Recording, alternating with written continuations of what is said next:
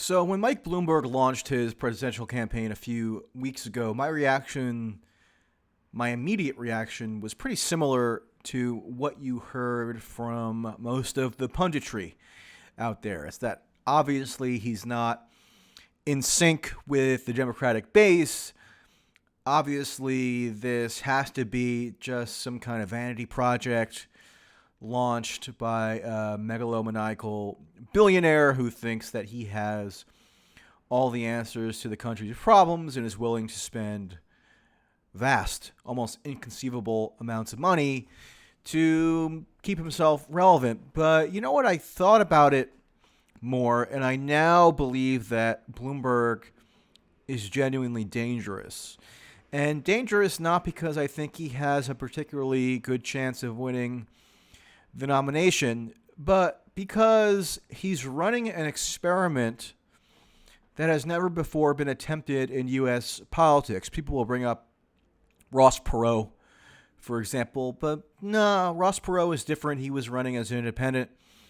And although Ross Perot didn't win the presidency, guess what? He was one of the most successful candidates in American history who did not run on the ticket of one of the two major parties. So Ross Perot had a huge impact, even if he didn't ultimately win the presidency. Although another fun fact is that Perot was actually leading the polls for a stretch in 1992 before he mysteriously dropped out of the race and then got back in again. So Ross Perot was actually a viable candidate for a while.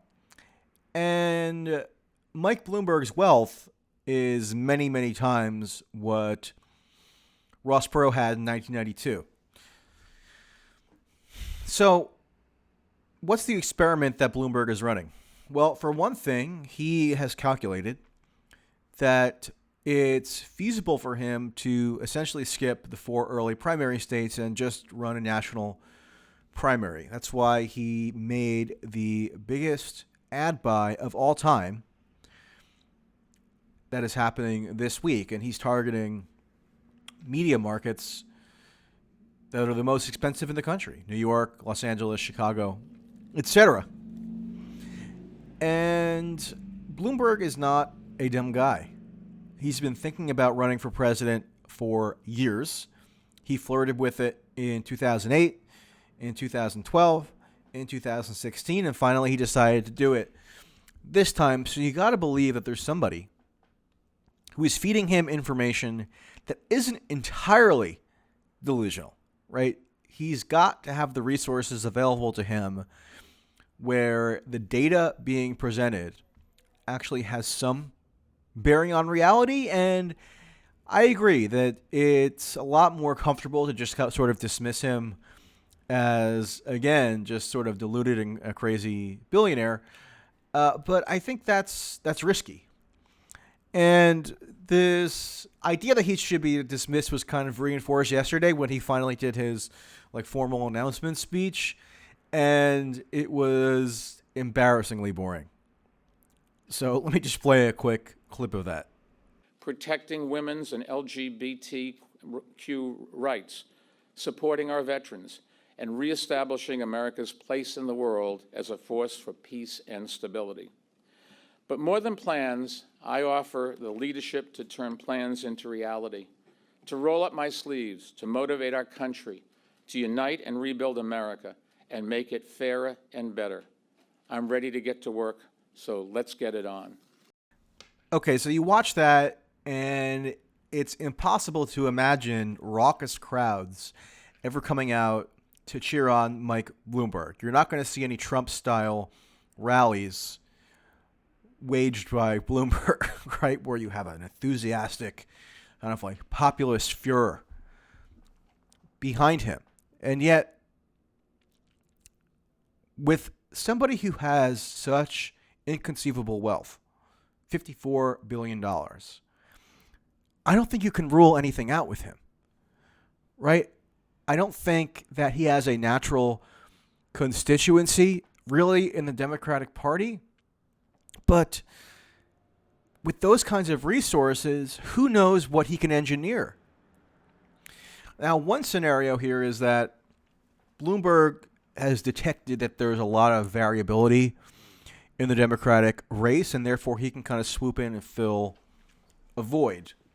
Well, one way in which that variability would manifest to its most extreme would be if a different candidate won each of the 4 early primary contests, which is plausible. It was already a plausible scenario prior to Bloomberg getting in. And if that happens, then it's not totally outside the realm of possibility that there could be a lack of coalescing around any one candidate.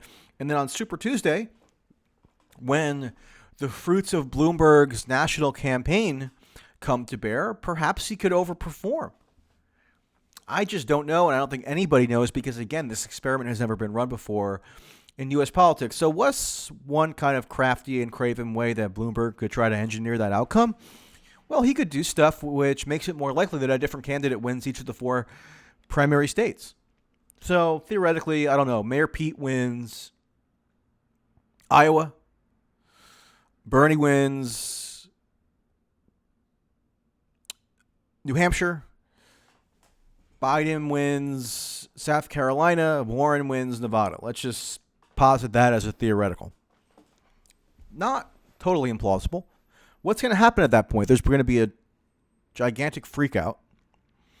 Segments of the party are going to say, oh my God, what are we doing here? We have to devote all our resources to defeating Trump.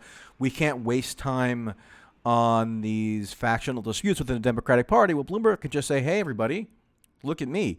I've already spent millions of dollars investing in various efforts to register voters and who oppose Trump in the swing states. I'm uniquely well positioned to take him on. And if you don't like my personal style, it's irrelevant because if your number one priority is defeating Trump, I mean, Bloomberg is one of these people who goes around saying that he's an existential threat, which is not unique to him, but, you know, he's also saying that. So he at least has something of an argument he can make if something unforeseen happens. And just look at what he's doing even now. This week, if you go and Google the terms gun control and climate change, guess what the very first result is? They're Mike Bloomberg ads. That's kind of crazy, right? Am I the only one who's a little freaked out by this? It's almost like this bizarre totalitarian intervention in the race where the entire country's consciousnesses are being flooded with this one person's personal advertisements. And the advertising industry is thriving for a reason. It's not as if this stuff has zero effect. Yeah, the effectiveness of political advertising, at least on TV, seems to have declined somewhat over time. Hillary spent a ton more on TV advertisements than Trump did, for instance. Romney wasted a ton of money on TV ads in 2012 and lost.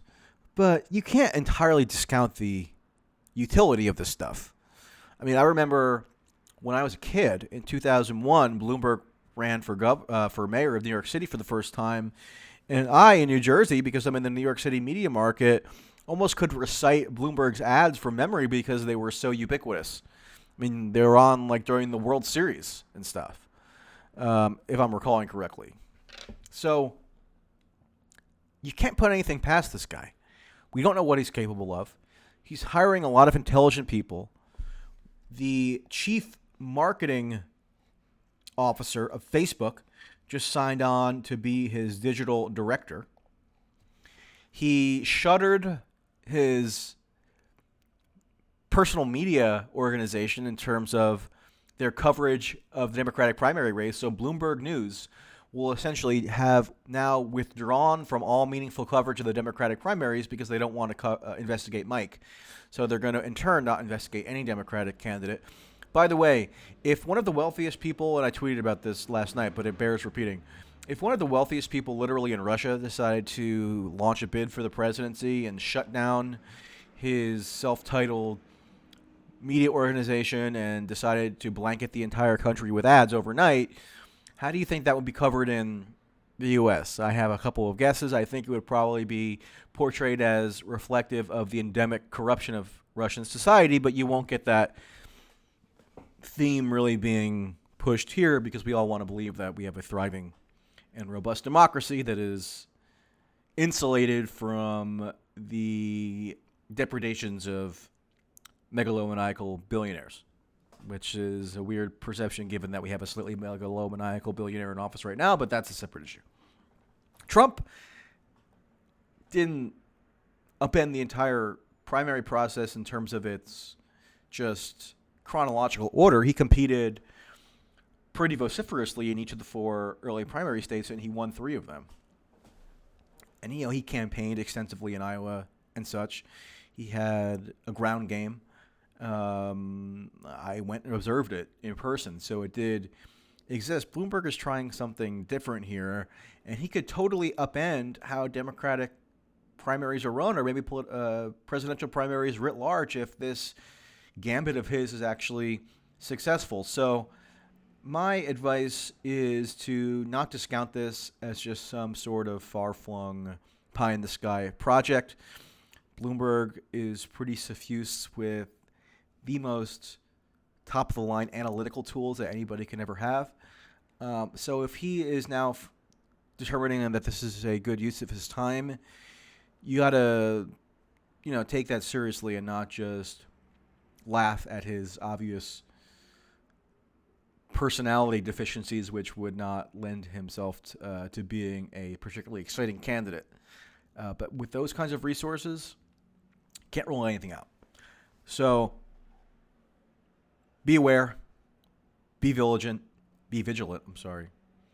and I will talk to you later.